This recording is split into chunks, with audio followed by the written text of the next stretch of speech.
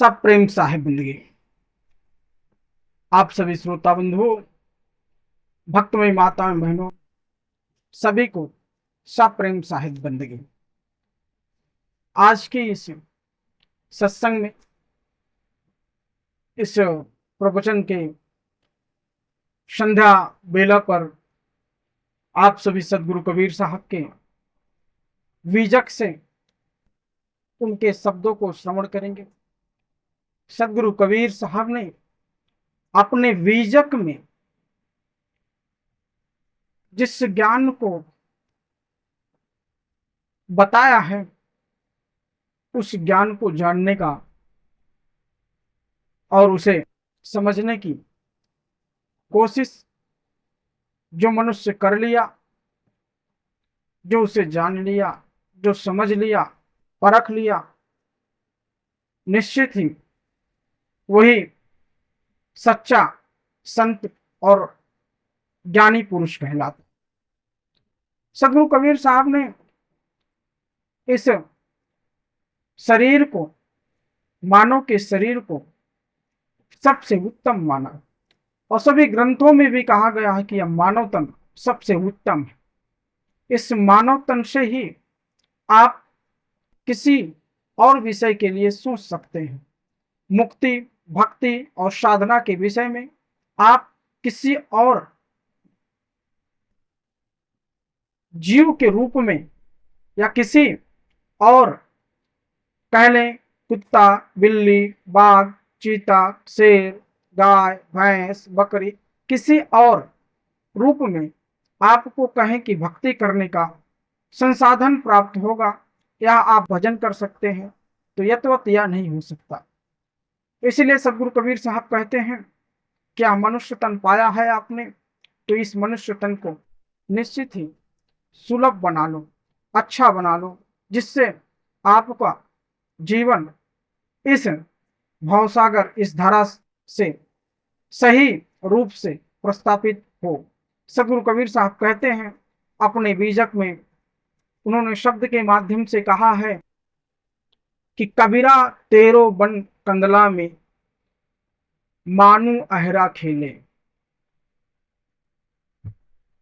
पफुआरी आनंद मृगा रुचि रुचि सरस मेले, चेतत रावल पावन खेड़ा सहजय मूल बांधे, ध्यान धनुष ज्ञान बाण जोगेश्वर साधे, खट चक्र वेद कमल विधि जाय उजियारा कीन्हा, काम क्रोध लोभ मोह हाकी सावज सवाज कीन्हा दीन्हा, गगन मध्य रोकिन द्वारा जहां दिवस नहीं राती, दास कबीरा जाए पहुंचे बिछरो संग और साथी। सदगुरु कबीर साहब इस शब्द के माध्यम से बताते हैं, वह कहते हैं कि कबीरा मतलब जीत, तुम्हारे हृदय में रूपी वन में मन अहेर का मतलब शिकार करा, किसका खेल रहा है, तथा शरीर रूपी बाघ के आनंद रूपी मृग पर स्वेच्छा अनुसार तीर चला रहा है। कौन तीर चला रहा है? यह जो मन है, यह शिकार कर रहा है तुम्हारे हृदय, तुम्हारे ऊपर, और शरीर रूपी जो बाघ है, इस आनंद रूपी मृग को स्वेच्छा से तीर चला रहा है। तो सदगुरु कबीर साहब की वाणी समझिए क्या कि शरीर रूपी बाघ के आनंद रूपी मृग पर स्वेच्छा अनुसार तीर चला रहा है, अपनी इच्छा, खुद की इच्छा के अनुसार। किस पे तीर चला रहा है? वह आनंद रूपी मृग पर है। कौन चला रहा है? या शरीर रूपी जो बाघ है। और आगे कहते हैं सदगुरु कबीर साहब कि तुम्हारे जीवन की सुख शांति का नाश कर रहा है। योगी जन मन से चेत जाते हैं तथा खटकर्मों के माध्यम से अपने शरीर को स्वच्छ कर लेते हैं।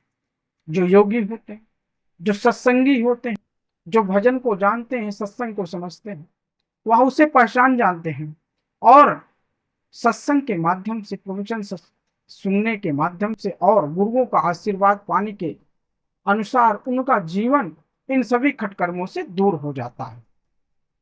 जो सज्जन होते हैं, जो चतुर होते हैं इस विषय में, आगे सदगुरु कबीर साहब कहते हैं कि वह सरलता से मूलबद्ध मुद्रा में विद्यमान हो जाता है तथा योगेश्वर ध्यान रूपी धनुष पर ज्ञान रूपी तीर से लक्ष्य का निशाना लगता है। तीर मूलाधार आदि खट चक्रों को वेद कर आकाश गुफा में जाकर प्रकाश देता है। और योगी, सदगुरु कबीर साहब कहते हैं कि और योगी मनुष्य काम क्रोध लालच ममता इत्यादि को दूर भगा देता है तथा समस्त द्वारों को रोककर योगी आकाश गुफा में सहजता से समाधि लीन हो जाता है, जहां पर दिन रात सभी एक जैसे हैं।